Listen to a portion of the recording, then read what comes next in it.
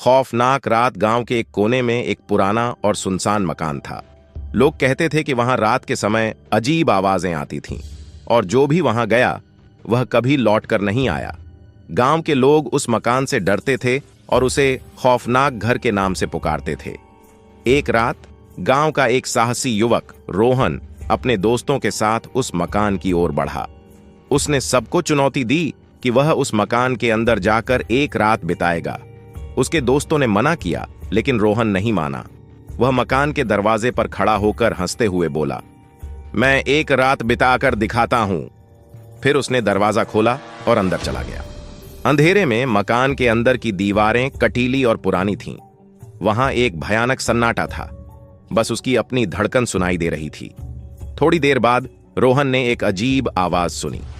यह आवाज धीरे धीरे उसके करीब आ रही थी। वह कांपने लगा, लेकिन उसने अपनी हिम्मत को नहीं छोड़ा। उसने आवाज की ओर बढ़ने का निश्चय किया। जब वह एक कमरे में पहुंचा तो वहां उसे एक पुरानी तस्वीर मिली। तस्वीर में एक महिला थी जिसकी आंखें अजीब सी थीं। अचानक वह महिला की आवाज सुनाई दी, तुम यहां क्यों आए हो? रोहन डर गया, लेकिन उसने जवाब दिया, मैं सिर्फ एक रात बिताने आया हूं। तभी वह महिला की आत्मा उसके सामने प्रकट हुई। उसका चेहरा धुंधला और विकृत था। उसने कहा, यहां से भागो, नहीं तो तुम भी मुझ जैसा हो जाओगे।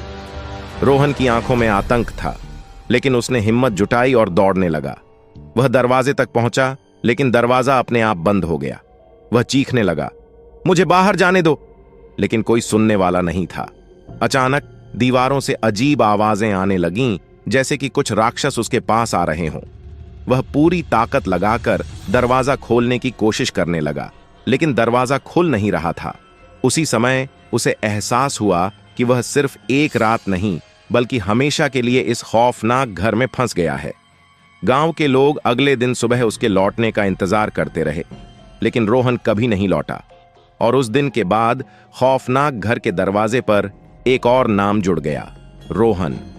अब लोग कहते हैं कि जब भी कोई वहां जाता है तो रोहन की चीखें सुनाई देती हैं, जो उस खौफनाक रात का खौफनाक सच बयां करती हैं।